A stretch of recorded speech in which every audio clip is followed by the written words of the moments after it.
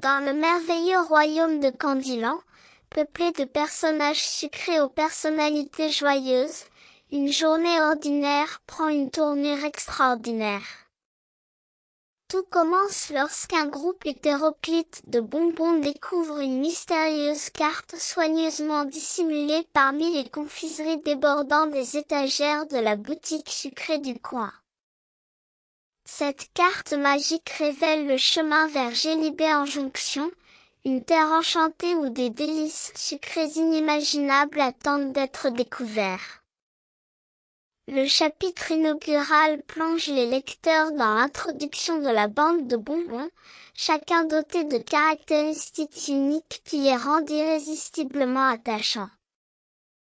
Alors qu'ils étudient la carte avec émerveillement, une décision audacieuse émerge, ils entreprendront ensemble ce périple vers l'inconnu, donnant naissance à une aventure palpitante. Les péripéties commencent réellement dans le deuxième chapitre, quand nos héros se retrouvent face au labyrinthe de Régis.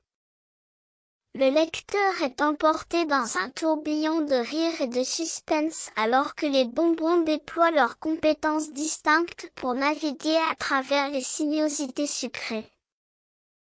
En surmontant ce défi, ils découvrent la valeur du travail d'équipe et la capacité de triompher ensemble.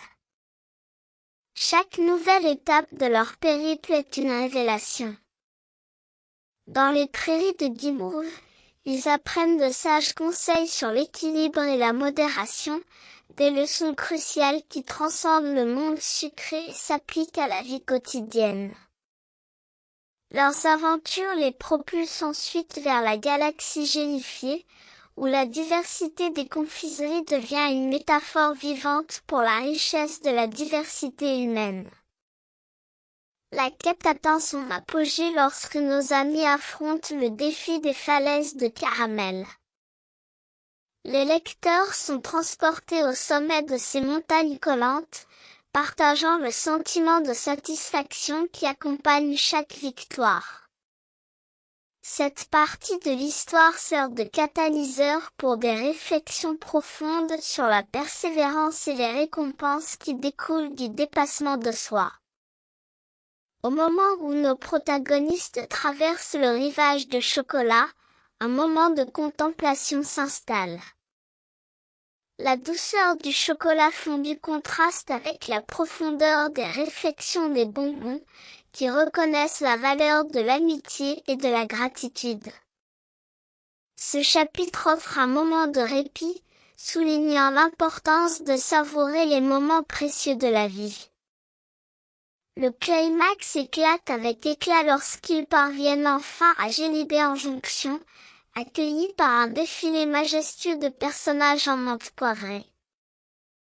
Les festivités qui s'ensuivent capturent l'essence de la joie partagée et de la réussite collective.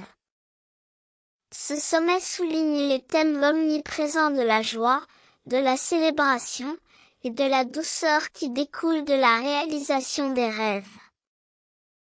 Le retour à Candyland dans le chapitre final est chargé d'émotions. Les bonbons, maintenant imprégnés de sagesse acquise au cours de leur aventure, rentrent chez eux emportant avec eux des souvenirs inestimables. Le lecteur ressent l'impact transformateur du voyage, renforçant l'idée que la véritable richesse réside dans l'expérience et les leçons apprises.